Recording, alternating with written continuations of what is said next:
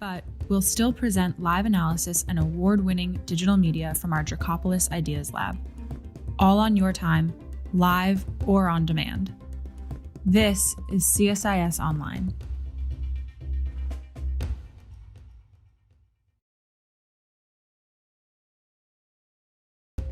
Welcome to CSIS. Hello, welcome to our event today. I'm Bonnie Glaser. I'm director of the China Power Project at the Center for Strategic and International Studies. Today is the first session of a two-part program in which we will examine the interrelated issues of Indo-Pacific security, the regional security architecture, and Taiwan. And we have a stellar lineup of speakers from the Indo-Pacific region. Today from Japan, Australia, the United States, and Taiwan, and then tomorrow from the Philippines, Vietnam, India, and Taiwan. And also we will have a special guest tomorrow, the foreign minister from Taiwan, Joseph Wu. So altogether, we will hear perspectives from 7 different countries. And I hope many of you will join us for both events.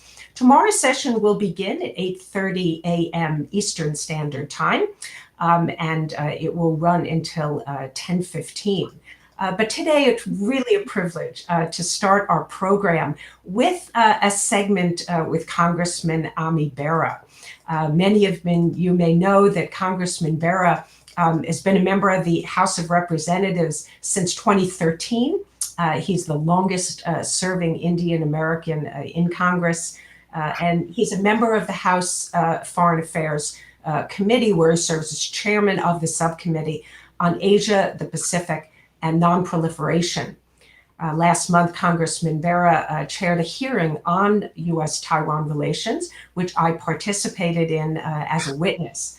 And Congressman Bera, of course, has been a leading voice on many issues pertaining to national security in the Indo-Pacific region, including those related to COVID-19. I should mention that he is a medical doctor, and he had a more than 20-year career in medicine before joining Congress. So before I turn the floor over to Congressman Bera for a few introductory remarks, and then we'll have a conversation together, I'd want to mention just to our viewers that we will take questions. If you'd like to pose a question to the Congressman, please send it through the event page at csis.org, the one that you use to register and log on to the event. You can click on Ask a Question button and feel free to send in your questions at any time. So I'll now turn the floor over to Congressman Ami Bera for his introductory remarks. Welcome, Congressman, and thank you so much for joining us today. Bonnie, thank you for having me on. Always, it's always a pleasure to do events with CSIS and the breadth of the programming that you do. And again, it's wonderful to find myself on the opposite side of where we were a month ago when I got to ask you questions and you got to ask me questions this go around. I'd be remiss if I didn't start by just framing the events that happened here in Washington, D.C. last week, because that certainly is top of mind for many of us here in Congress, but also for our allies and adversaries around the world. Obviously, they saw what happened, and it was a sad day in our nation's history, and certainly for democracy. But it is my sense that democracy is never a perfect form of government, but it is one that is constantly moving forward. And we have faced a challenging, divisive political environment over the last year, if not 3-4 years. But what we did see in our election in November was record turnout of voters, of people showing up in the midst of a pandemic after a vigorously contested election and casting their ballots. You saw the counting of the votes. You saw electoral challenges. You saw the courts rule on these challenges. You saw certification of what it was widely deemed a very fair and transparent election, probably the most transparent we've ever had. And we identified the winner of that election, President-elect Joseph Biden and Vice President-elect Kamala Harris. Despite what we saw on our television sets last week, or what I've lived through, you will see next week a transition of power, a peaceful transition of power, and that is a hallmark of any mature democracy in America. Clearly, is a mature democracy. With regards to the Indo-Pacific region and how we move forward vis-a-vis the broader region, as well as U.S. Taiwan, U.S. China, I think it starts with understanding the values of President Biden and what a Biden administration might look at. And I think it'll start with re-engaging multilateral conversations and coalitions. And in the question and answer session, we can certainly get into what those coalitions potentially look like vis-a-vis the security of the region. In addition, I think you will see a more robust investment in U.S. national security and diplomatic efforts. We already see that with the team that President-elect Biden has started to name in terms of his cabinet secretaries and the folks that will focus in on this area. The administration has already made comments on the importance of looking at the strategic power competition between the United States and China. I think all of these are going to be very complicated, and we'll have to take a long-term view. And it's my hope, and I'll finish with this. I've started conversations with my Republican colleagues on the Foreign Affairs Committee, but also more broadly throughout Congress, because I do think this is an area where even many Republicans were uncomfortable with President Trump's approach to foreign engagement, to the lack of diplomatic engagement, and the lack of administration working with Congress.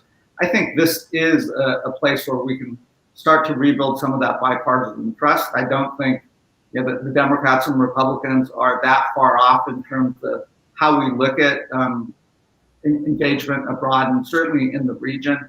And I actually think our allies, our traditional allies in the region, our like-minded allies and democracies, are looking for a return of a more traditional U.S. engagement. Not necessarily the same as it was previously in terms of U.S.-led coalitions, but I think more broadly how we work together to address some of the challenges, but also address the opportunities that clearly exist in the region. So I'll stop with that and let's have a conversation. Great, thank you, Congressman, and thank you for your remarks about the events on the Capitol last week. And I'm glad you addressed them. And I share your views about the resiliency of our democracy.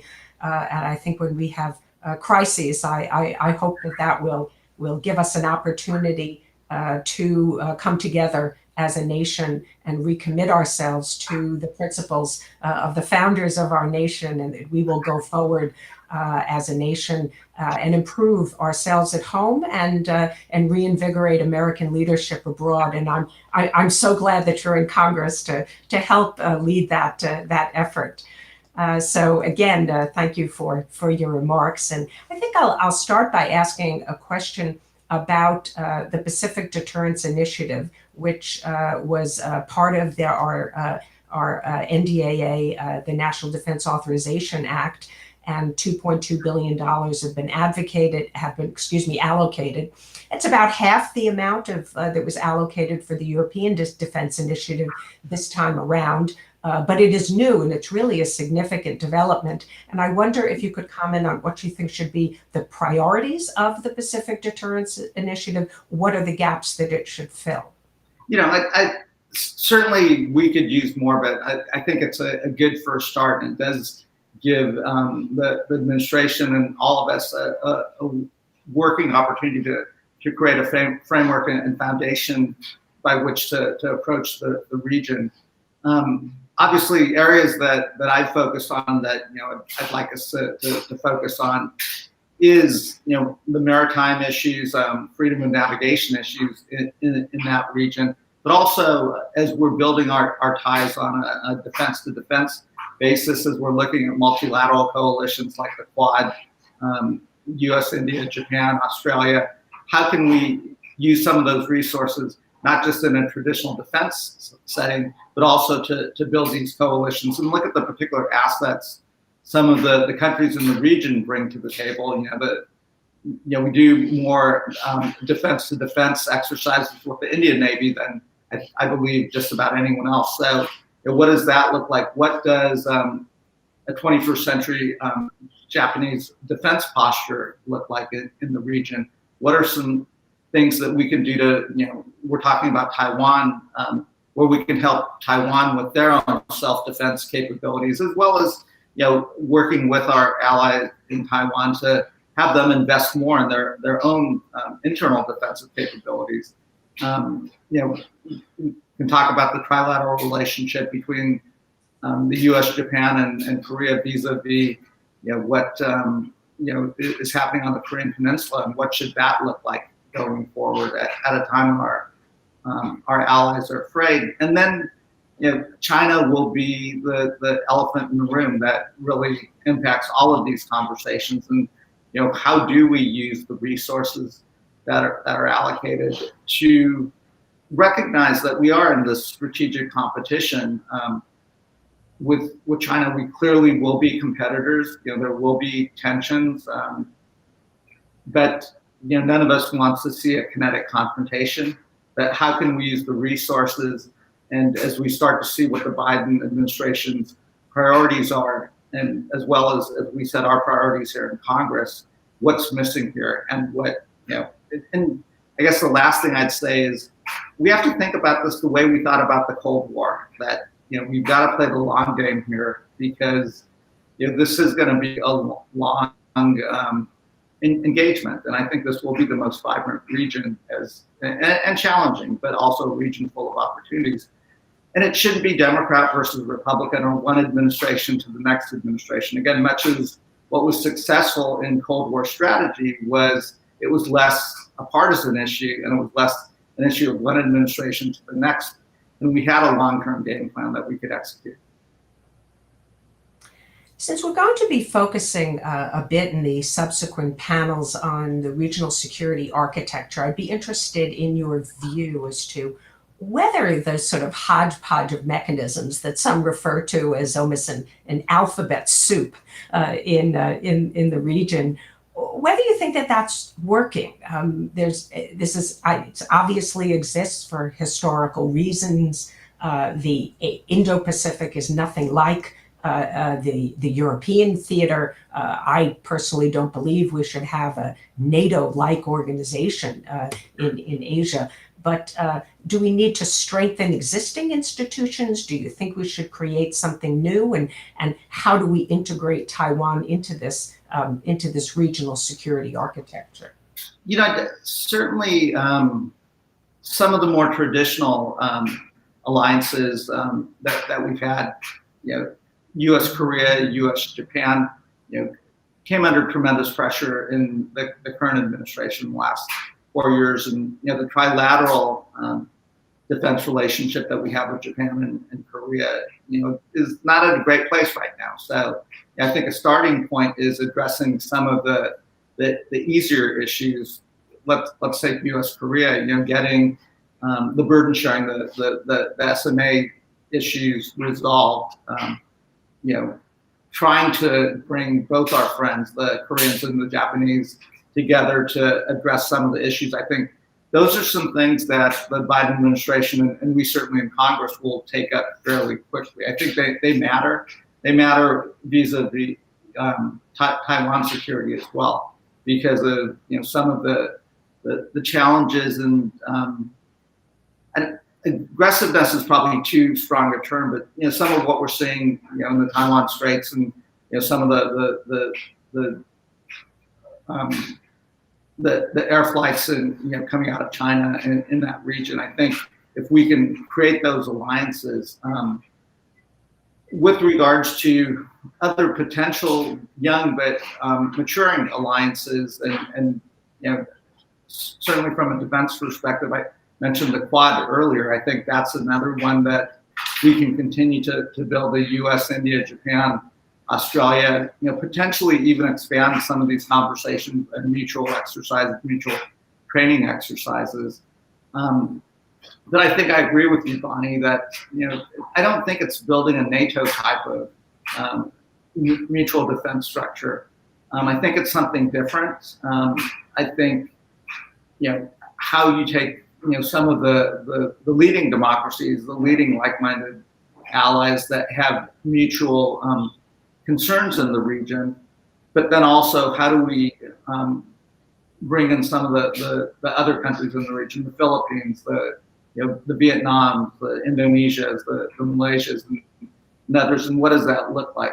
Had you asked me 4 or 5 years ago, I was really thinking about it less from the traditional defense strategy, and I always thought that TPP was a tool as much about economic opportunity as it was about strategic opportunity. And to me, that the transatlantic relationship is different than the trans-Pacific relationship. I think this one, the competition with China is much economic competition, which that wasn't the case with Russia or the former Soviet Union. That was an influence. This is going to be as much an economic competition as it is, a traditional defense competition. And I think we can't lose sight of that. So I don't know that the Biden administration joined TPP. It's hard for me not to call it TPP, but I think it's important for us, and that's an area Congress will weigh in on. What does that trading relationship look like? And I think it has to be more than a bunch of bilateral agreements.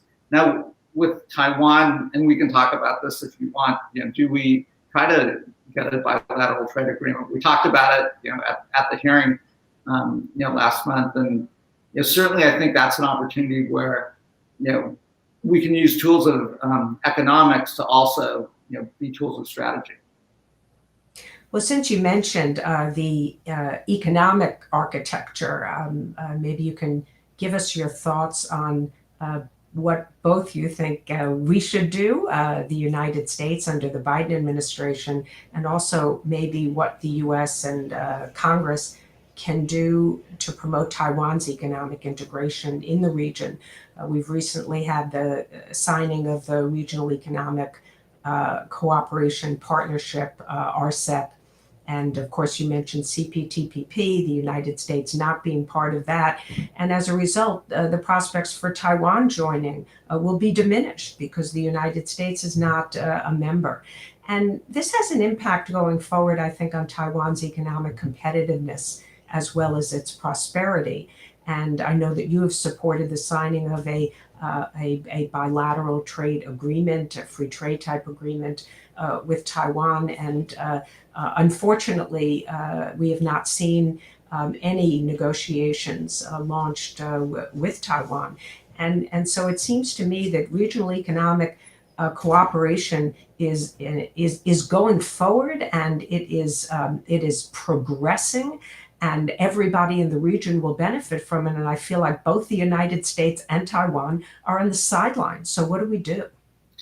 Yeah, so again, I think this is an area where you can get bipartisan Democrats and Republicans in agreement, as you saw in our committee last week, on whether it's a full-fledged bilateral trade agreement or something akin to that. I think that's an important early win, again, in the context of a broader U.S.-China strategy.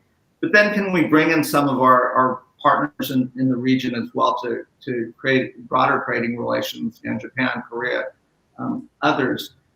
Can we work with international organizations, much like the WHO, to get China back, or to get Taiwan back in, at least as an observer category, given just their remarkable success in dealing with this pandemic with COVID-19.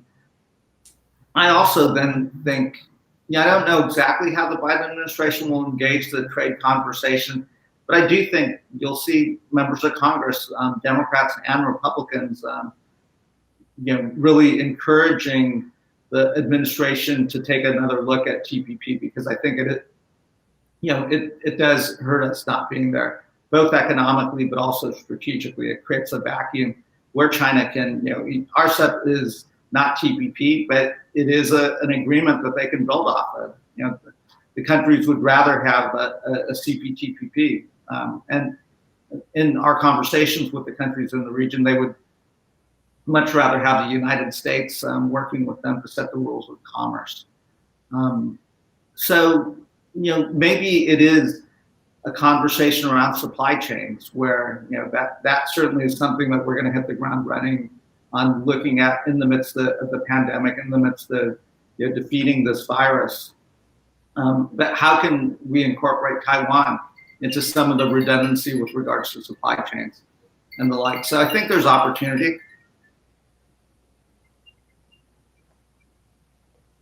So let me ask you about what you think needs to be done to bolster deterrence in the Taiwan Strait.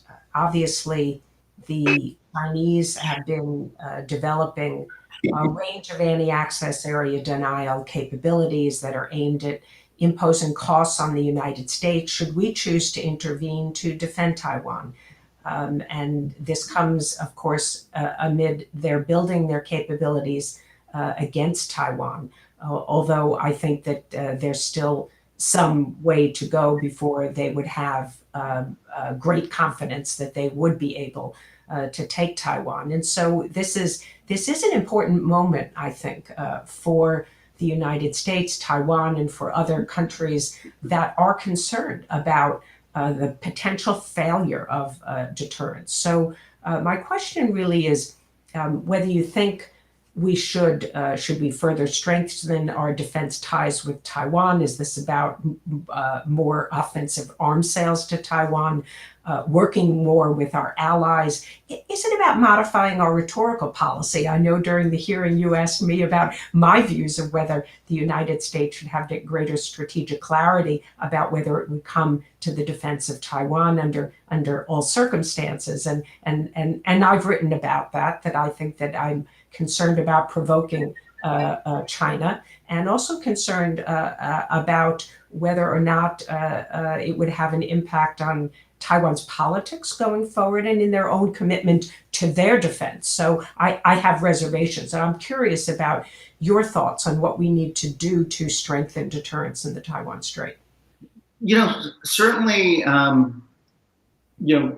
we can increase our defense sales to Taiwan. I know in the hearing we talked a little bit about Taiwan also investing in their own defensive and offensive capabilities.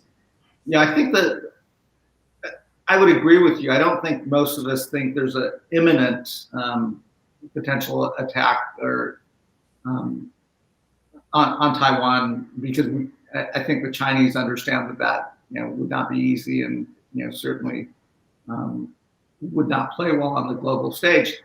But I think a lot of us watching what happened in Hong Kong, watching Chinese aggression in the South China Sea, et cetera, we don't take this lightly. If we do nothing, we think there's an imminent challenge. And again, it is similar to the South China Sea, that we did do enough to stop it 5, 6, 7 years ago.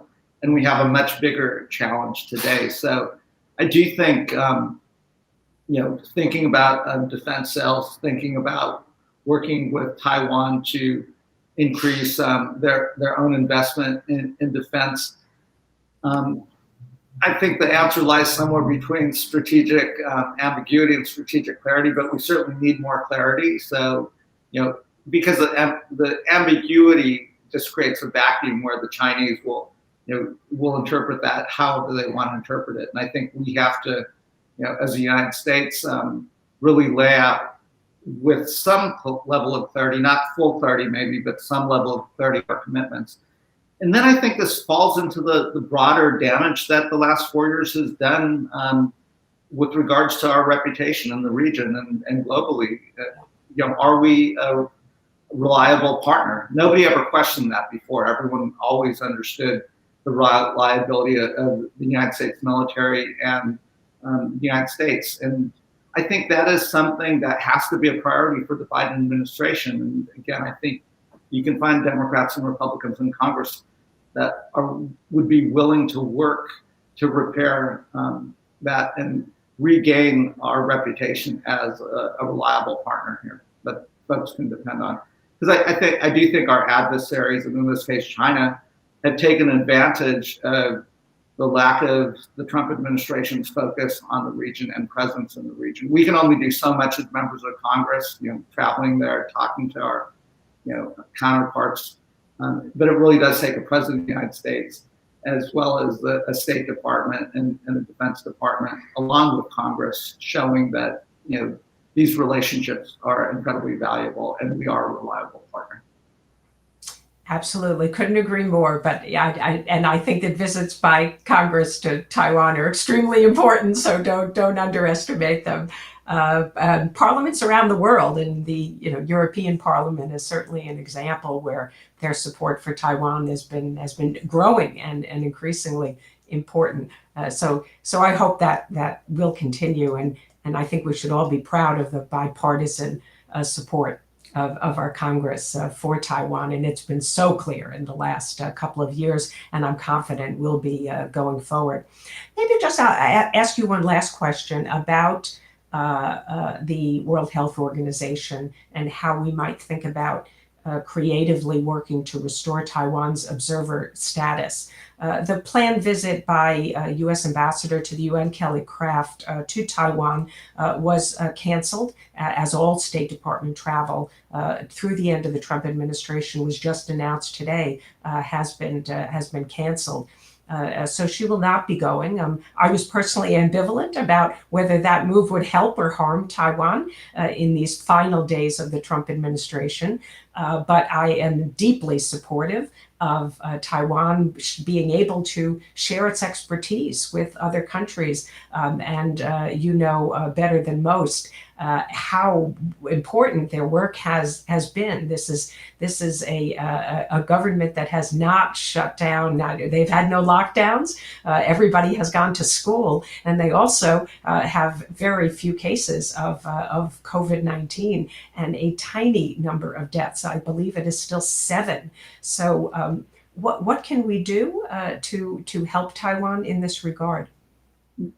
Taiwan's record with COVID-19 has been remarkable, and there's a lot that we all could learn from Taiwan, and not just with the immediate pandemic, but what were the steps that they took after SARS, after MERS, to build the public health infrastructure that let them deal with this pandemic so well. They should be able to share that with the rest of the world. I don't know exactly what the next steps, other than the fact that we're not engaged with the World Health Organization. We don't have our board position filled, has created a vacuum that has allowed others, in this case China, to exert undue influence on organizations like that, on the UN and others. So the first step is immediately re-engaging in these multilateral organizations like the WHO.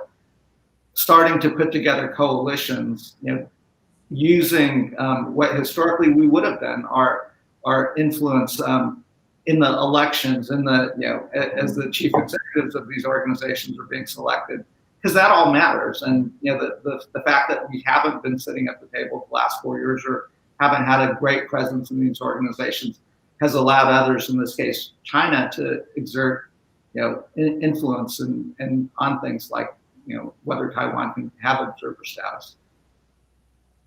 Okay. This has really been an excellent conversation. I'm so glad that you're able to join us. I know you must have so much on your plate at this moment, but I want to thank you for all of your hard work in Congress, and look forward to continuing to working with you and your committee going forward. And thanks again for joining us and sharing your views today. Well, thank you, Bonnie, and thanks CSIS for all the work that they do. Great. Hope to see you soon.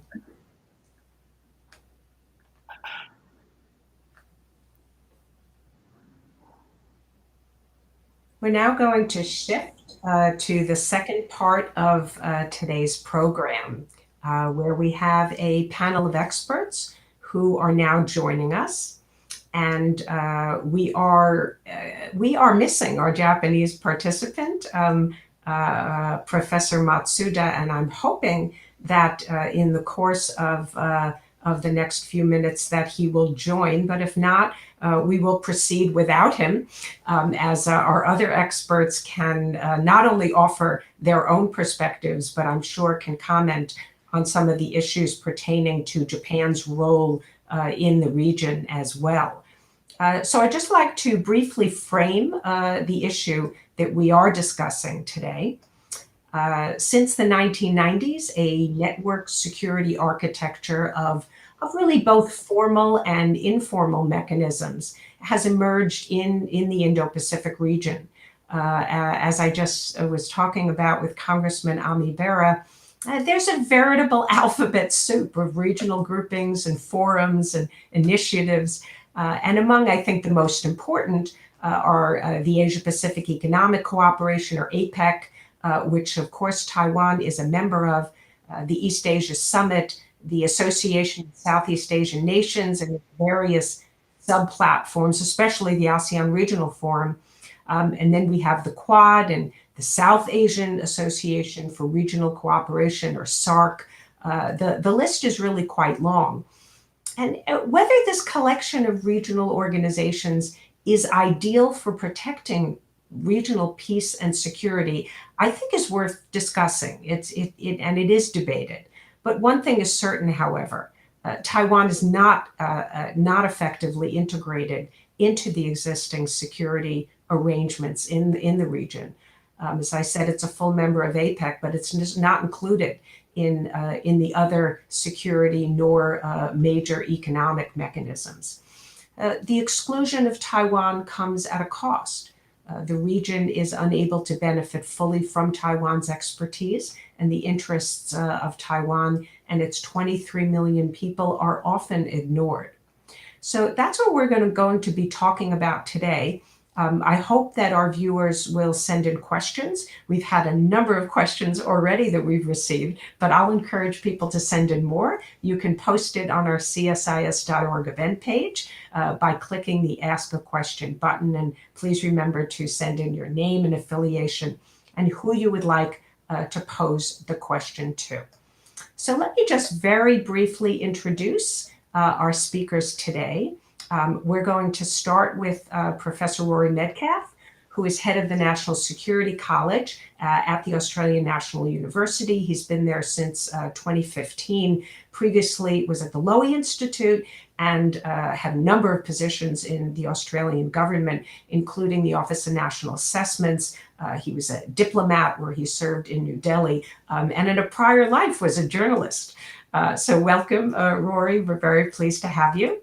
And then we will have Mr. Randy Shriver, who is now chairman of the board at the Project 2049 Institute, and give them a shout out for the fabulous work that they do. And thank you, Randy, for all of your terrific staff that you brought in to do really excellent analysis on China. And Randy Shriver recently served, as many of you know, as the Assistant Secretary of Defense for Indo-Pacific Security Affairs, and has prior experience working at the Department of State and earlier at the Defense Department as well. And then as a commentator, we have joining us Lai Zhong, who is the president of the Prospect Foundation in Taiwan. And prior to that position, he was a visiting researcher at Cornell University, and he was the executive director of the mission in the United States for the Democratic Progressive Party. So I'm really excited to have all of you on today to have a discussion on this really important topic. And we are going to start first, I think, with Rory Medcalf. And I see that Matsuda-san is joining. Rory, do we have you?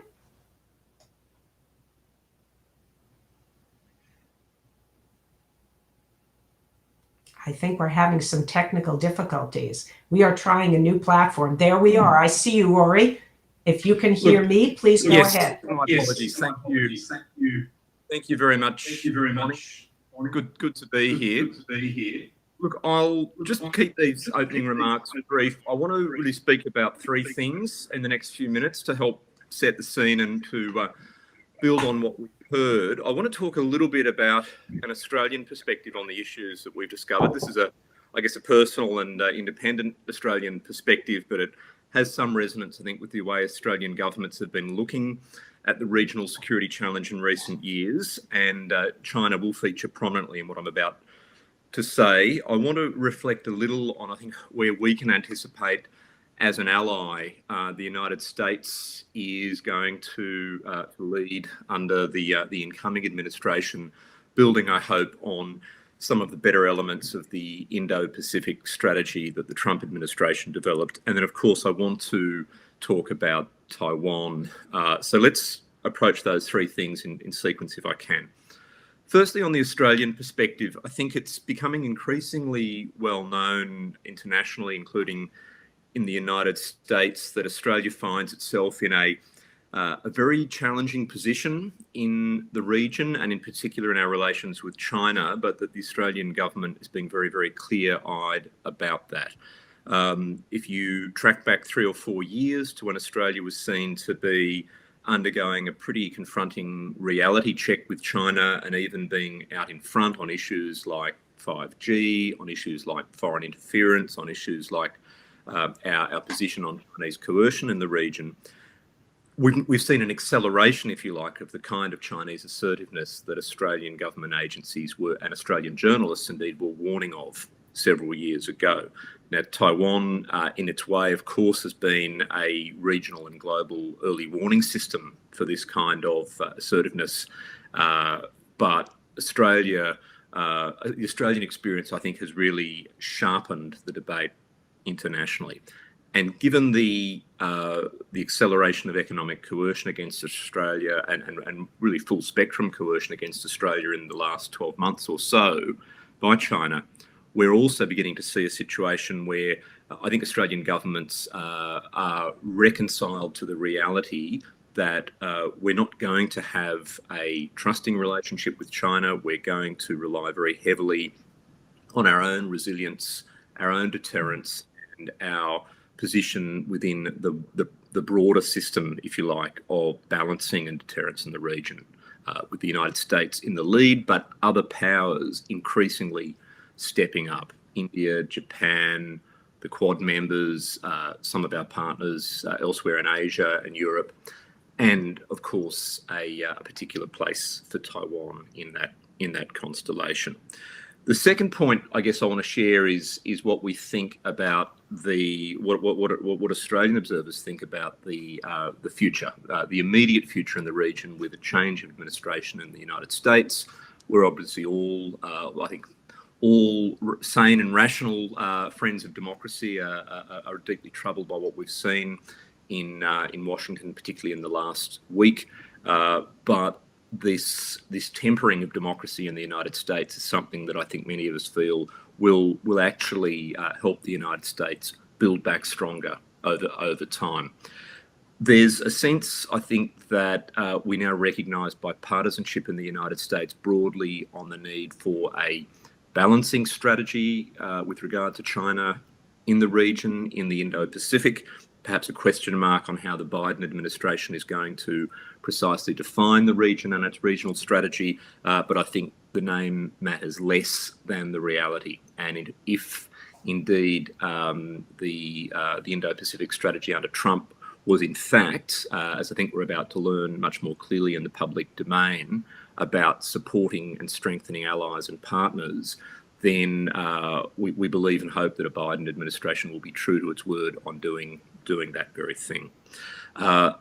The question this leaves me with is, of course, whether the United States can get its house in order domestically and continue rising to the China challenge in the region and globally at the same time. My view is that the United States does not have a choice in this matter. If it wants to compete with China and hold its own, and indeed rebuild its credibility, then it's going to need to work on a domestic and an international front at the same time. And I think America is quite capable of doing that.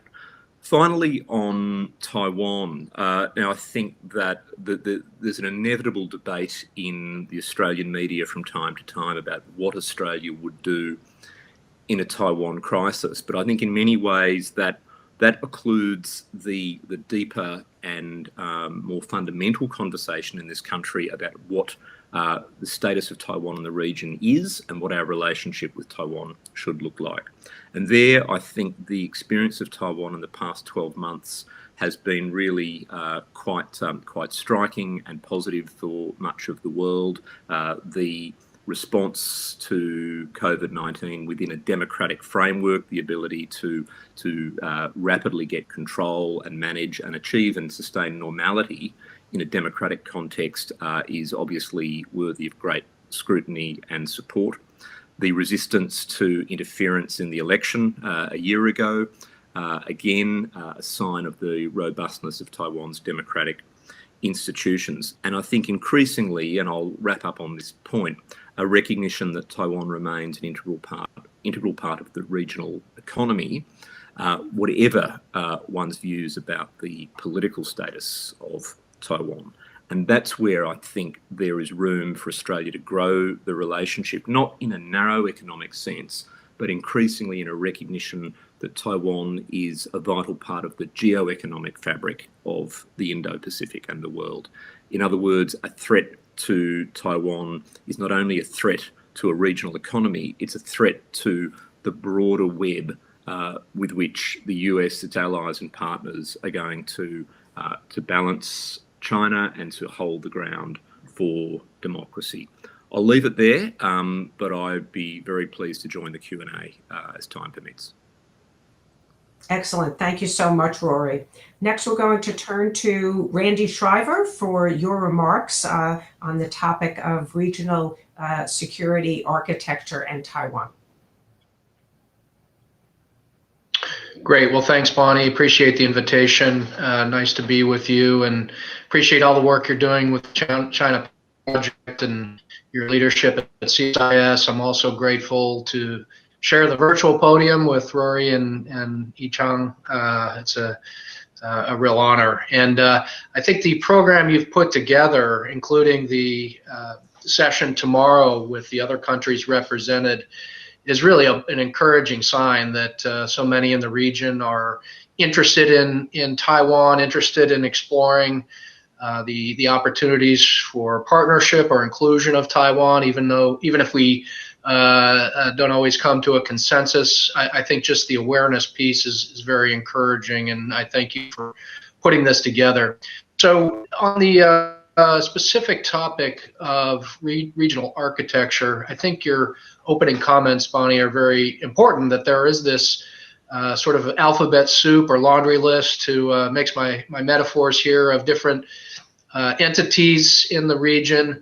But in fact, despite that, these are largely weak organizations, particularly when it comes to security. They may be a little stronger on the economic front. So on the one hand, yes, Taiwan is excluded. On the other, they're fairly weak when it comes to security issues. So maybe we haven't felt that much opportunity cost to date, and I would stress to date, with Taiwan's exclusion. But I do think things are changing, and we should be open to that exploration of how Taiwan can be a participant and more of a contributor. But I think it remains a fact that for now, Taiwan's priority is the protection and defense of Taiwan. And there is a regional security issue that does assist the United States and other countries interested in a stable and effective regional architecture if Taiwan defends itself and has enough of a deterrent so that the PLA and Beijing would conclude that they would wait, not today, not next week, not next month, not next year, as long as Taiwan is able to have that deterrent quality. That, in fact, does support the entire region's security. As I've been saying a lot recently, at Project 2049, we describe Taiwan as a modern-day Asia Fulda Gap, and that Taiwan's importance is, of course, first and foremost, the security is important to the 23 million people of Taiwan, but increasingly it's important to the security of Japan and that Ryukyu Island chain and Miyako Strait area. It's crucial to the ability to uphold the international qualities of the South China Sea, and out to the second chain, the security and stability of Oceania. And so really for Taiwan to be a contributor to regional security, first and foremost the objective is to protect Taiwan. And I think there's a great deal of work for Taiwan to do, but also the United States as a security partner, and increasingly the United States and others. Taiwan, of course, needs to continue with the faithful implementation of its overall defense concept and acquire the right kinds of systems, but also train on those systems and truly form doctrine around the ODC for the services and the joint force so that combat effectiveness, there can be confidence in that, and that will contribute to the deterrent quality. For the United States, Bonnie, in your conversation with the Congressman, you both talked about the Pacific Deterrence Initiative.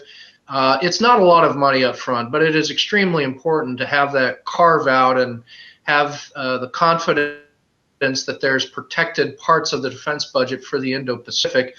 And I can tell you, having worked a little bit on that while I was still in government, much of that is informed by the need to honor our commitments in the Taiwan Relations Act and have confidence that we can provide for the defense of Taiwan if our National Command Authority asks us to do so.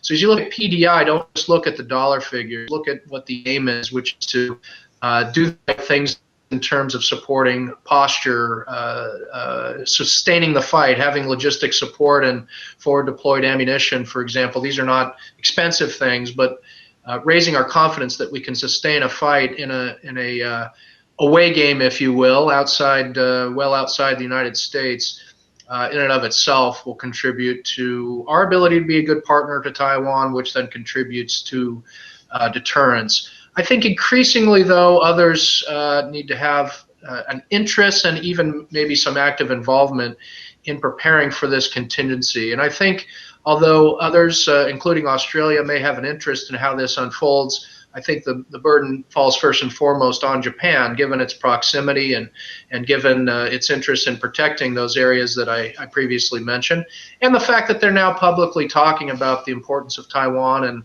and in the words of at least one minister, Taiwan constitutes a red line for Japan and hopefully, in their words, a red line for the incoming Biden administration.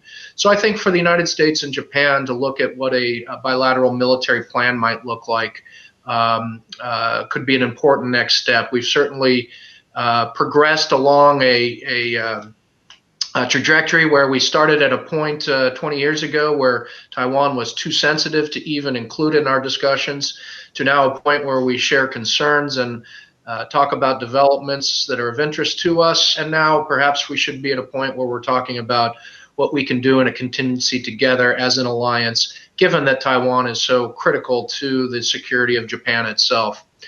Beyond the U.S.-Japan alliance, I think bringing in others is a possibility, but it may be still some time into the future. So I think for the near term, Taiwan doing what it can do for its own defense, the United States incorporating the Pacific Deterrence Initiative and the ongoing work on posture and enhancing our joint force for the China fight, and then the work we can do on the U.S.-Japan alliance.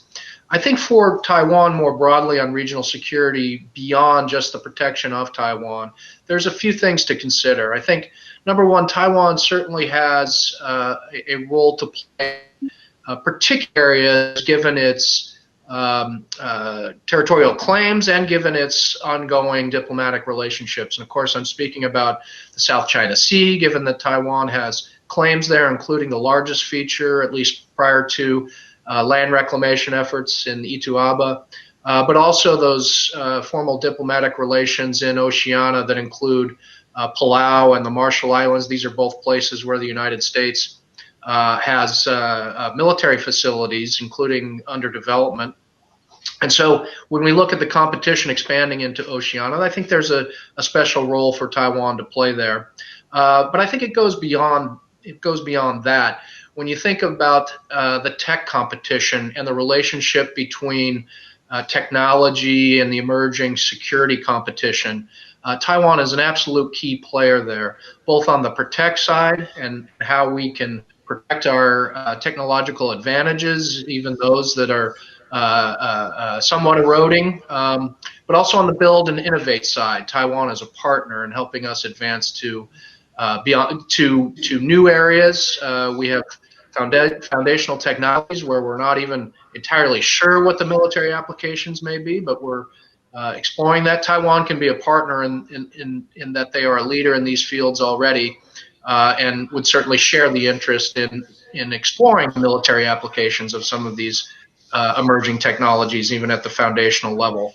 I think there are potentially some other very specific military challenges that Taiwan may be a contributor toward. When you look back at our Indo-Pacific security strategy in the Trump administration, now surely the Biden administration will want its own and may do some of their own rebranding. But we talked about the third pillar really being promoting a networked region. And the reason we made that one of the three pillars of our regional strategy was that the security challenges, including those related to China's more assertive, aggressive behavior, are really best addressed through multilateral, multinational efforts, whether that be anti-submarine warfare, whether that be maritime security. And as Taiwan develops its own capabilities, being networked in, being able to share information, being able to share intelligence, maybe at some point being able to coordinate even in the responses and the contributions are things we should consider. I think if Taiwan has those capabilities, given its geographic location, there will be a demand signal from other countries in the region to want to cooperate with Taiwan. So I think we should keep an open mind to that. I think right now the focus in the United States, of course, is on the upcoming transition, and there will be some questions as to what a Biden administration will do, but I'm quite optimistic, given the bipartisan support we've seen for U.S. Taiwan relations, given the bipartisan support for the need to compete effectively vis-a-vis China. And so I think it's a matter of our imagination and how we build these things out, how we look at the GCTF. We've added Japan so that it's a three-party entity now. Should that be expanded not on an ad hoc basis, but on a permanent basis to include other countries? Australia candidate for that. So I think it's really up to the imagination of the new administration and how far they want to take it. I do think Taiwan has a role in making itself an attractive partner, and first and foremost, again, that starts with its own defense. But I'm quite optimistic of where things can go, given where we are right now and given the challenges. Great remarks, Randy. Thank you so much, and lots of things we can come back to in the discussion period. Lai Zhong, I think I'll turn to you to make some comments on what you've heard and offer your own perspective. And I still hold out hope that Professor Matsuda may join us in a few minutes. He is already on the line, and they are trying to get him to enter our platform here, and we can all get back to his remarks if he is able to join us. So over to you, Yi-Zhong.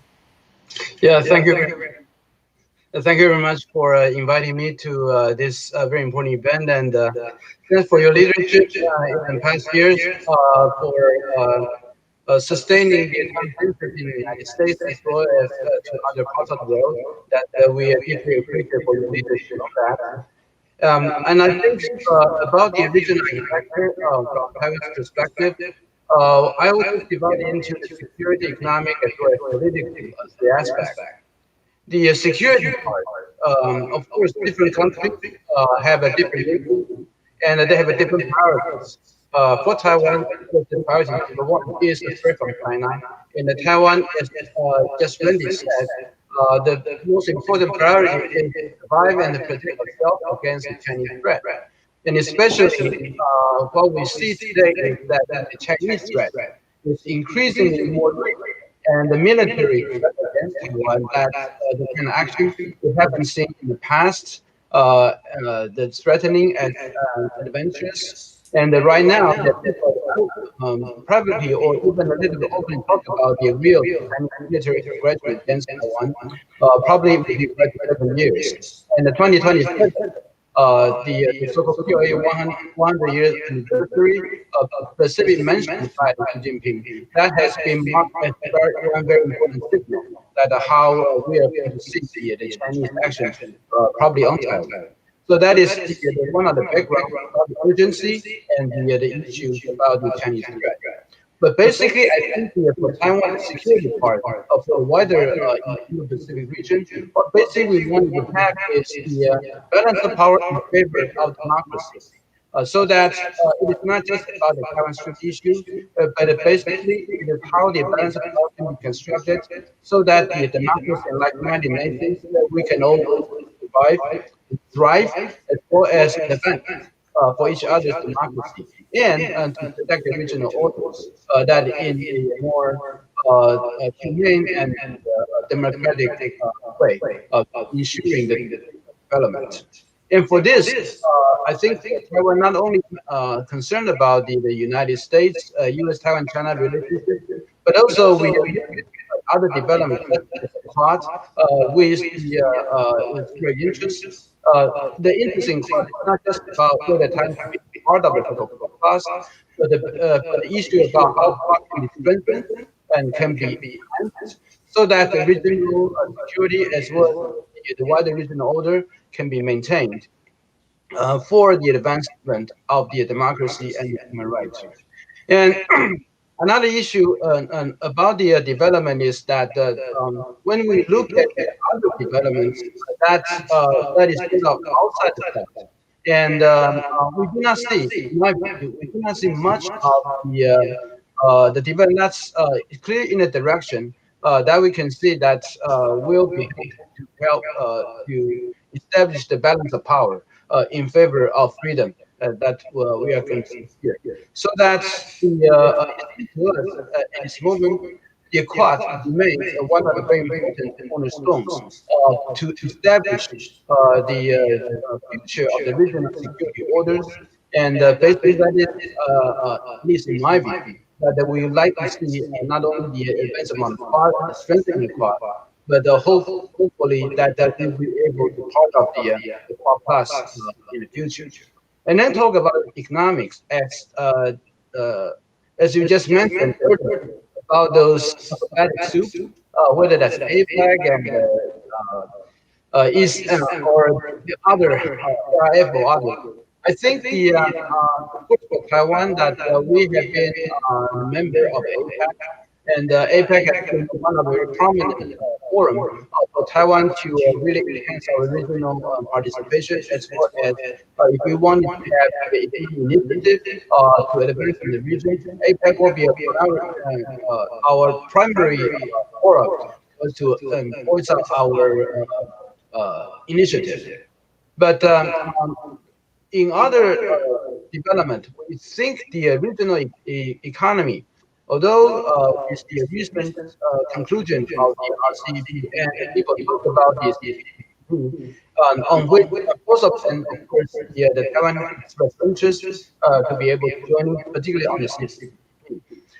But I think the issue about the pandemic of COVID-19 actually introduced a very different dynamic about the so-called regional economic integrations. Because many of those regional economic discussions that happened and the construction or the design prior to the COVID-19 pandemic, and a lot of the health-related issues that hasn't really been part of the discussions, as well as the economic and social behavior has been changed after due to this COVID-19 that is also not fully designed in those regional economic discussions. So I think although the RCEP and the CPTPP, if they are able to really attack on the issues about how the future will look like in terms of economic and social behaviors for this region after the COVID-19, then the relevance probably will be raised. But also that as another important task, that is, I believe the importance of estimating the kind of the impact as well as the necessary changes that we have to make to fit the post-COVID-19 world and the economic orders that needs to be elevated and who have a fully conversations. And of course, our experience can be best cast and shared over there if the discussion can be go through that planning for the development. And finally, about the activity, and of course, the issue directly talk about the Taiwan to participate in any of those political development or other, whether the regional forum that really touch upon the political issues. And of course, we know that in Northeast Asia, Southeast Asia, the different countries, they have the different priority and interests. And thus, in terms of the political development, some countries, they probably would not like to discuss about human rights and democracy. And some countries like Taiwan, we like to prioritize the democratic values in the discussions. And then that means that for the region to be really able to advance on the substantive political discussions, that is still underdeveloped due to the different priorities and the different anticipations. But I have to say that look at the recent development, especially the threat of China, also accompany the kind of the democratic regressions in over the years. That also makes it more important about how to advance the kind of democratic value part of the discussions. And so the region country, they would not shy away from those important conversations. And we can really think about how the Asia and the Indo-Pacific region here, we could actually incorporate the democratic values into our culture, into our different the social development, and advance a real version of the political climate that will be help to thrive the human rights and democracies. And of course, we haven't seen that, but in my view, I think that is also another very important dimensions for the regional architecture. If we want to discuss this, in Taiwan here, we also appreciate for many countries' support, whether that is for our inclusion in the regional architecture or the regional whether that's a soup-like discussions. But I think the conversation here on those area will be very important and tremendous helpful. So thank you.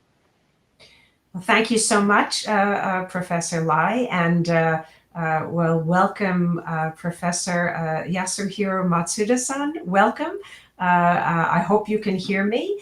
I don't know whether you have had the benefit of hearing the comments that everybody else has made, but we certainly welcome yours. Let me just briefly introduce you. Professor Matsuda is a professor of international politics at the University of Tokyo, and he previously worked at the National Institute for Defense Studies and the Japanese Ministry of Defense.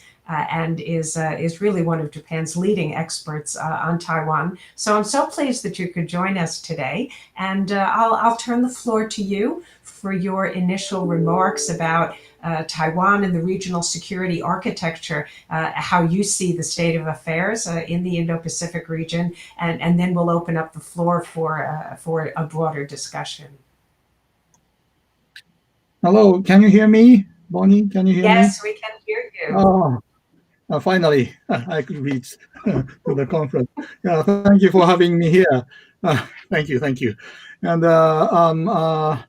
I couldn't hear other participants' remarks, so I'm afraid that I may be a little bit, strange. No worries. But let me just share my thought about, especially policy-oriented views about the Taiwan and its participation to the Indo-Pacific regional security architecture. Let me share three thoughts. The first one is that I think that there should be a platform which allows Taiwan to participate, because our basic concept is free and open. There used to be a platform like CSCAP, or the Council for Security Cooperation in the Asia Pacific, but there are so many participants, and the influence of China was so strong, and the voice of Taiwan is not heard anymore. So I think that there should be another new platform which is much more open, and the voices of the participants can be heard, including Taiwan. So I think that the Quad is in the process of institutionalization. I think that there should be a new idea of welcoming Taiwan participation. This is one. The second thought is that to welcome Taiwan to join the regional free trade framework. Japan has achieved many, has facilitating the many regional mega FTAs, such as CPTPP, Japan, EU, and also RCEP, and also some bilateral FTA with the United States and UK. And these FTAs, which Japan concluded in the past 4.5 years, include 3.2 billion people out of 7 billion people, and also the almost 80% of the world GDP. And this is a very great achievement. But Taiwan has been excluded from these frameworks. And especially RCEP is a China-led framework. So CPTPP is a kind of hope for Taiwan. But I think that Taiwan's domestic challenge is very big.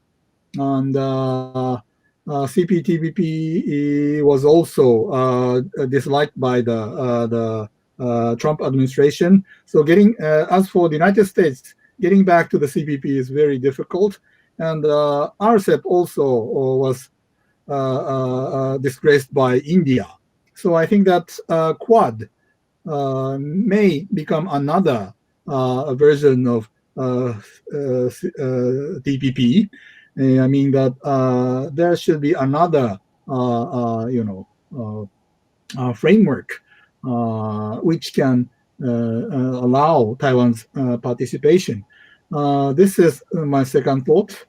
And the third and the last thought is that to make a breakthrough of the sensitivity of Taiwan's participation, I think especially in the area of national security.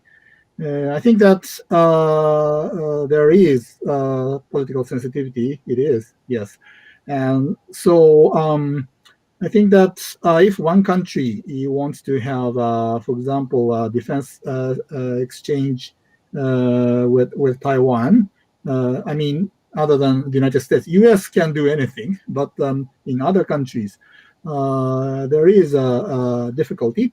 So I think that we can learn the lessons from the Japan-South Korea relations before 2016, when GSOMIA, or the General Security of Military Information Agreement, was concluded. Before that, both Japan and South Korea had a framework of exchanging the military information with the United States, and both nations could exchange their military information through the United States. So if there are any countries who have sensitivities with a direct link with Taiwan, I think that this approach can be tried. And through this kind of, the security cooperation, I think that, Taiwan and other nations can build up more confidence. I think that this is the new idea about the strengthening, how to strengthen the security relations with Taiwan. The Taiwan is in the center of the Indo-Pacific area. I think that its presence is indispensable, but it does not necessarily mean that there is a political sensitivity. I think that if we welcome Taiwan's participation, I think that we should be smart. These three are my ideas to share with everybody. Thank you very much. Great, thank you so much, Professor Matsuda. And now we'll just move to a discussion. There are so many things that I'd like to ask, and we've gotten a ton of questions. I think I'd like to start by, since we've heard some of the speakers talk about the Quad, I'd like to start by asking Rory whether you think that the Quad can in some way support Taiwan or include Taiwan in any activities, whether you think Australia would be open to that. And also the issue of economic agreements. Australia was in fact negotiating an agreement, a free trade agreement with Taiwan. And I think that there had been some hope that that would go through after it signed a trade agreement with China, but then was dropped. And so is Australia, do you think, willing to pick that up again and negotiate agreement? Is it willing to support Taiwan's entry into the CPTPP? Again, the United States not being a member, there isn't much that we can do. How actively do you think Australia would be willing to support Taiwan through some of these mechanisms? Thanks, Bonnie. I mean, I can sort of answer in two ways. I can say what I think should happen and what is likely for the Australian government to do, not necessarily the same things. But I think just to go back to the principles I outlined in my remarks, and I didn't maybe elaborate on this enough, the new issues, the new security issues are crossing that boundary of economics and security, crossing the boundary of what is domestic, what is international, everyday, technology, interference, supply chains, infrastructure. And so, all of those issues are deeply relevant to Taiwan. Taiwan has serious weight on all of those issues. And if we are to maintain the view that China has promoted over the years that engagement with Taiwan on economic grounds is fine, but on security grounds is not, then increasingly security is economics, and therefore we can and should engage with Taiwan on economics wherever it blends over into security, broadly defined. So I think that's actually a really useful opening for creating some more space, some more normality for Taiwan. How that works with regard to a free trade agreement or entry into, some sort of admission to the post-TPP, TPP, is another question. I think, the Australian government, after the, extraordinarily difficult phase we're having with China, while in principle, I believe the government would like to do more with Taiwan, it's probably going to proceed carefully, step by step, trying to work out precisely how much we can do in any given week that's going to even worsen the relationship with China. But being realistic that in fact Taiwan offers now, I think, part of the solution of a multipolar region. When it comes to the Quad, again, I think the Quad is good news for Taiwan, no question of that. I don't think the Quad is going to be a formal NATO alliance. I don't think that it's going to suddenly, if there is a Taiwan crisis, the Quad's not going to suddenly formally operationalise. But informally, I think everything the Quad is doing, the exercises in the Bay of Bengal, the exercises in the Western Pacific, the operational cooperation that's beginning to develop among those members, that's all going to help in, for example, counter blockade strategy, material and moral support to Taiwan in crisis. So it's good for Taiwan and good for regional stability, even if the Quad does not, in the medium term, formally engage with Taiwan, and I'm suspecting it probably formally won't. But I'm intrigued by some of those ideas that, for example, Matsuda-san has suggested of a sort of a, if you like, backdoor ways of sharing intelligence, sharing experience with Taiwan, and I think Quad members will have an appetite for that. I suspect we'll see a changed conversation on that over the next few years. Randy, I want to turn to you. We have gotten many questions about defense issues, some of them really quite specific. And so maybe I'll read a few of them. One is from Robert Magnus, General, retired U.S. Marine Corps. If the PLA commences a more active threat with airspace violations, missile demonstrations, and overflights, and international right of passage, air and sea space challenges, what steps other than diplomacy should the U.S. and its partners consider? And then maybe roll into that a question about if China actually really launched a full-scale assault on Taiwan. We have a question from Morgan Tyndall about whether the United States would execute the totality of Complan 5077.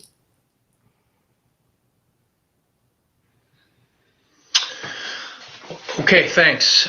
Both good questions and difficult questions. I think the first question, if I understand it correctly, is about PLA, PRC incursions more generally in international space, not necessarily Taiwan specific.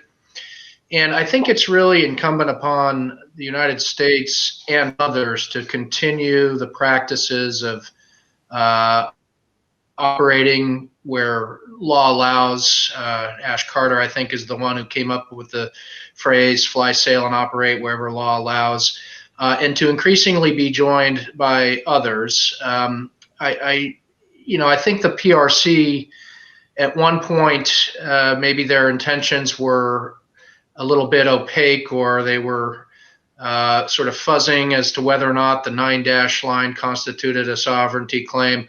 I think we know essentially what they're about now, and that the land reclamation and the building out of military facilities in the South China Sea was in fact related to the ultimate objective of theirs, which is to exercise sovereignty over a very expansive and illegal claim throughout the whole 9-dash line. And so I think the only way to counter that is to continue to behave in a manner that water is still international water, the airspace is still international, and that we don't alter our behavior or start accommodating Beijing. And I think so far so good. Beijing has done a number of things, including activities on the high seas, welcoming foreign naval vessels as they cross that 9-dash line, wherever that actually is on the water space, welcoming countries to Chinese sovereign territory. They've sent diplomatic notifications to other countries saying you're welcome to come into the South China Sea, but only transit on a straight point A to point B line, no other types of navigation or maneuvers, which of course countries ignore. So I think what we've seen so far is Beijing's actions and activities has brought about the kind of response we'd like to see, which is increased U.S. involvement and an increase in the frequency and complexity of our freedom of navigation operations, and then being joined more and more by others in presence operations and joint patrols, if not FONOPs themselves. Now, the real problem with this is we have to sustain it. We have to in no way accommodate even in small ways, because then Beijing will just pocket those gains. That creates for your operating environment. The chances of a accident or miscalculation of some sort is greater. So we do this, but we also need to continue to work with the PLA and try to enhance the safety of the operating environment, work with others to make sure rules of the road and safety protocols are as good as they can be. I think with the second question with regard to Taiwan and the defense of Taiwan, this is very scenario dependent, and I think what the law says is we have to maintain the capacity to resist force if asked to do so by National Command Authority, and that translates into an op plan, as the question indicated. Without going into too much detail, because I'm not allowed to, I think there's an understanding that op plan must be a realistic one. It must involve combating the Chinese where they are in terms of their capability, not where we wish they were. And I've seen more realism enter into the conversation and into the process of revising our op plan and thinking about how we would actually need to fight. So I think that's all optimistic. It makes me all optimistic. But at the end of the day, look, we'll always preserve some tactical ambiguity. And Bonnie, you and I were on a call yesterday where we fleshed this out a little bit more, this notion of strategic clarity versus strategic ambiguity. Whether or not we're more and more clear at the strategic level, and I personally support that, there will always be some tactical ambiguity in terms of how we respond. Within that op plan, of course, there's a spectrum of involvement or activity we could undertake, ranging from the less visible, passive kinds of support to Taiwan to the full implementation of the op plan. And I mean, I wish I could give a specific answer, but I just can't. It's scenario dependent. It's somewhat dependent on how effective Taiwan is in defending itself in those initial days of a conflict, and very much dependent on the political will that would be generated in the United States, which I'm confident would be there. But political will to support Taiwan in some ways versus a full implementation of the op plan is something that would, again, be scenario dependent, to repeat myself on that. So there will remain some tactical ambiguity there. I just hope we're doing the right things to prepare and have that capability, because the preparation itself and the capabilities themselves do add to the deterrent qualities. Tsuda-san, I'm going to ask you two questions that have been posed, one by Glenn Fukushima, who you know is at the Center for American Progress, and the other by a reporter, Tina Chung from the Voice of America. And they're both about a statement that was made by Japan's Deputy Defense Minister Nakayama regarding Taiwan, where he said that he expressed concern about Japan's security, asked incoming President-elect Biden to be strong. He said there's a red line in Asia, China and Taiwan. How will Joe Biden and the White House react if China crosses this red line? He said, America, be strong. And that's a very unusual statement, I think, from an official from Japan. And so these questioners are wondering if you can shed some light on why this statement was made, what Japan's expectations are, and its concerns, and how involved it might be if there is, in fact, a crisis in the Taiwan Strait.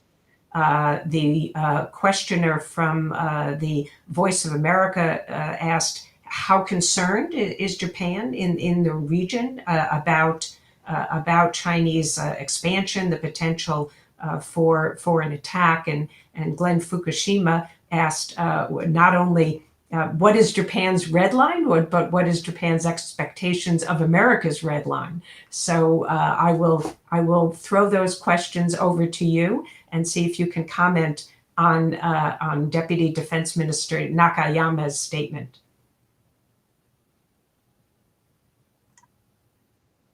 Well, thank you for your questions, but you should ask that question to Mr. Nakayama. But our general atmosphere back in Japan is that there are many worries about both China and the United States separately. of course, in different ways, because China's behavior has been more and more aggressive in the past decade.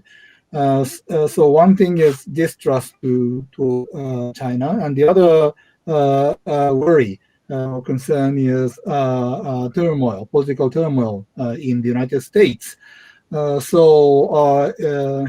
China finds an opportunity to make some big difference, it's going to be a very, very bad situation. But so far, this is not good. But they are trying to change the status quo in Hong Kong rather than Taiwan, and because the risk calculation is quite different. I think that Hong Kong is much more worrisome situation rather than the cross-strait relations.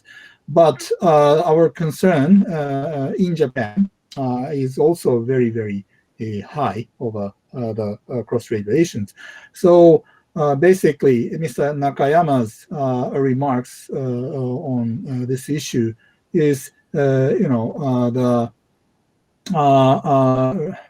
reflecting the overall concern over the region. That's my observation. But if you really want to understand why, please ask him directly. And so it's a kind of reflection of the whole atmosphere in Japan. The second is the question is that what is Japan's red line? I think this is quite clear. Do not change the status quo by physical means, which includes South China Sea, Taiwan Strait, and also East China Sea. And China has been trying very hard to change the status quo by physical means, and it's not a. China is a very smart country, and it doesn't look. It doesn't look like that China is trying to change all of them at the same time by physical means, especially by using a massive military attack. But they're trying to do that small moves. So I think that other nations should push back a little. And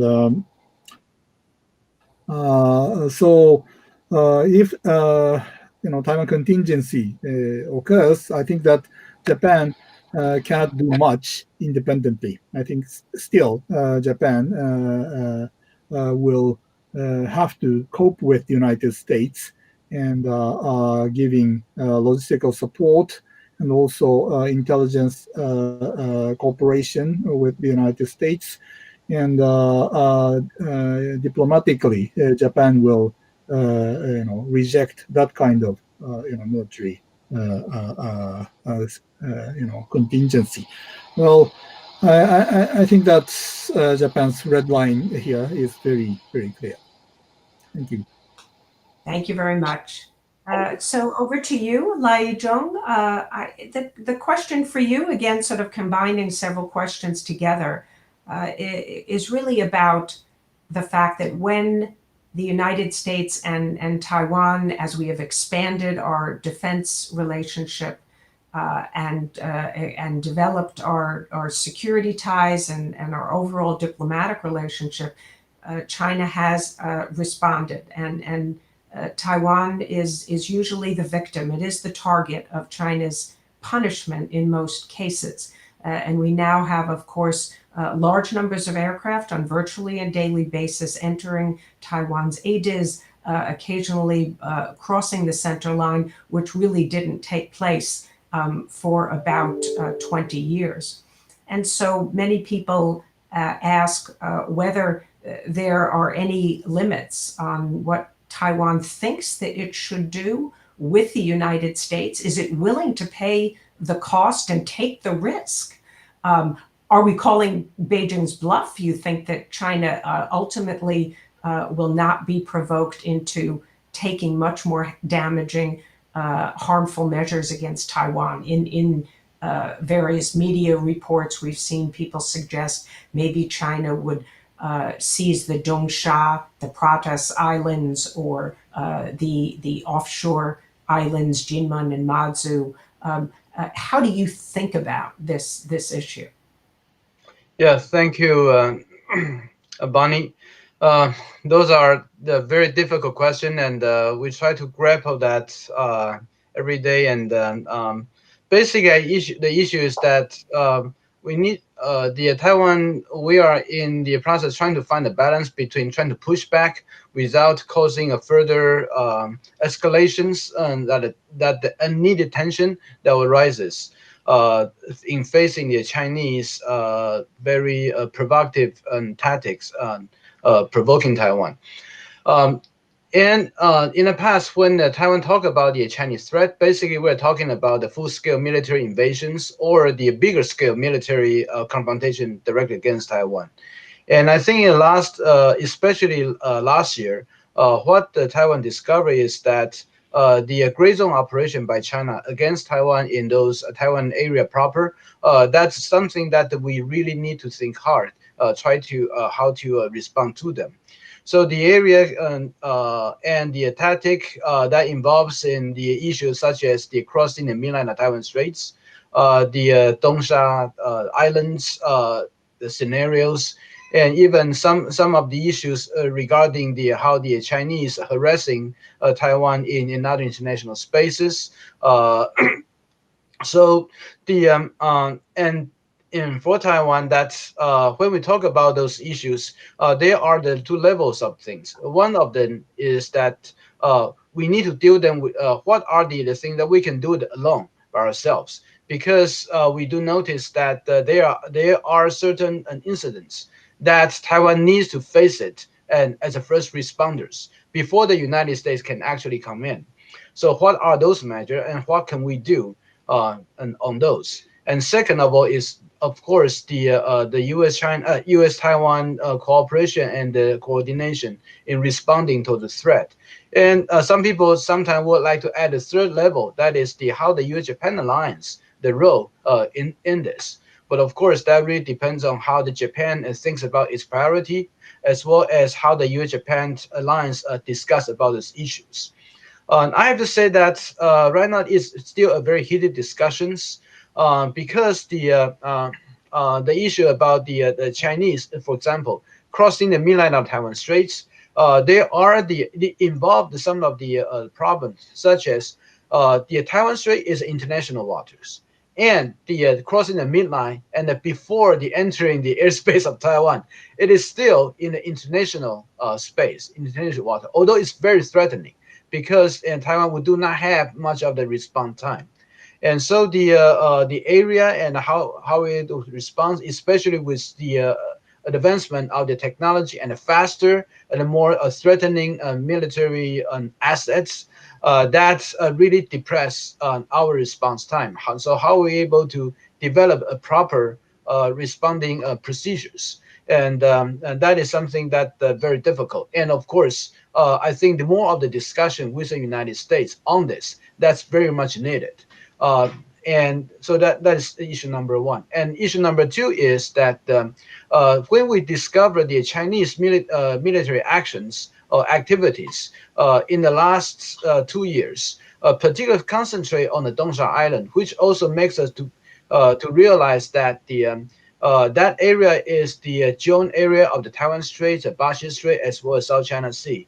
And that also means that if China wanted to punch through the first island chain, probably that will be the critical area for China to really seize in order for them to not only on the Taiwan scenarios, but also their entrance for the area denial and anti-access in between the first island chain and the second island chain. That will be the entrance area, which means that not only the defense of the Dongsha Island is critical for Taiwan, but also the how are we able to discern the signals and the military escalations. Are we going to take that the Dongsa Island as just some kind of gray zone operations, to more or less like what China did to Japan in the Senkakus, or we are taking the Dongsa as a critical Taiwan defense, and that is any issue about the Dongsa is going to be meet with a full-scale Taiwan resistance, because we do see that it is the precedent for the attack on Taiwan later on. So I do not have the answer. I think the military has the best answer, and probably Bonnie, you know those better than I do.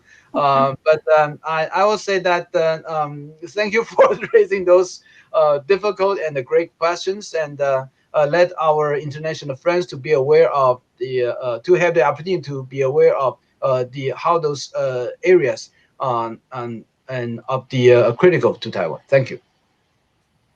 Okay, we still have 10 more minutes, so we'll see if we can work in another round of quick questions. From Jesse Hughes from the U.S. Army, and this is for you, Rory Metcalf.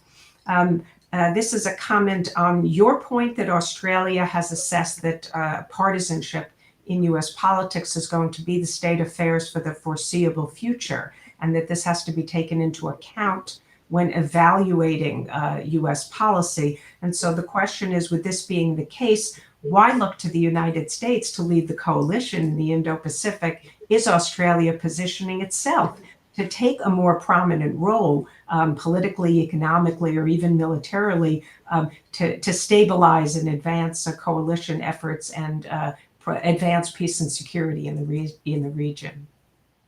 Thanks. That's a tricky and challenging question. Why I chose it. I'll try to give a substantial answer, and I just have to warn that I'll have to bow out after that. I have to get away a little bit early. I'm sorry, but so there's some commentary going around, and you'll see a little more of it soon on the looming declassification of the strategic framework document for U.S. Indo-Pacific strategy, and I've expressed a few thoughts on that. One of which is that, in fact, this may be anathema to some in the room, but we don't need American primacy, fully fledged primacy across the Indo-Pacific for the United States to be a powerful supporter and at times leader of friends and allies in balancing Chinese power. So I think we need something that's realistic about US ambition. I don't actually, I may have misspoken earlier, I don't think that partisanship in the United States is going to destroy our opportunity for a highly engaged US strategic role in the Indo-Pacific. I think, in fact, there will be sufficient bipartisanship. I would agree with Randy Shriver on this. Even if there's rebadging of the Indo-Pacific strategy, there will be sufficient bipartisanship for the United States to make the difference. That said, allies and partners have to step up. Australia's been doing that for at least 4 years now. I see that continuing. I don't think we need to call that some sort of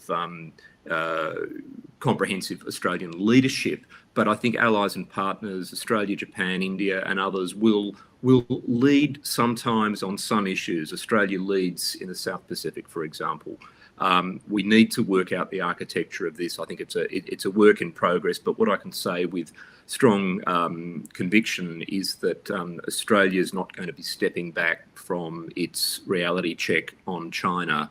I think we're in this for the long haul, and that reaches into both sides of Australian politics. Great, thank you so much, and thanks for joining us, Rory. And feel free. My pleasure. To off. Yes, take care. Best wishes. Randy, I'll give you the opportunity to address a question from Yoichi Kato, who is currently in Taiwan, and he is at the Institute for National Defense and Security Research, and he's in his 14 days of quarantine. So I want to give him a shout out, as I know how difficult that must be to be sitting in a hotel room for 14 weeks. But he's going to spend the next year in Taiwan. So Lai Jung, you'll have an opportunity yes. to talk to him.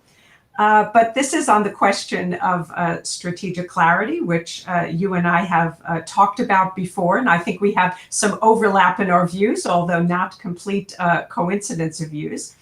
And so he wants to know what you think of my argument that such a strategic shift might provoke China excessively and might be counterproductive. And I know you've addressed this in other forums, but I wanted to give you a chance perhaps to explain that once again. Great. Well, thanks. And I'm glad to hear from Yoichi and look forward to seeing him out of quarantine when that occurs. I think this is one where the devil's in the details and how you define strategic clarity.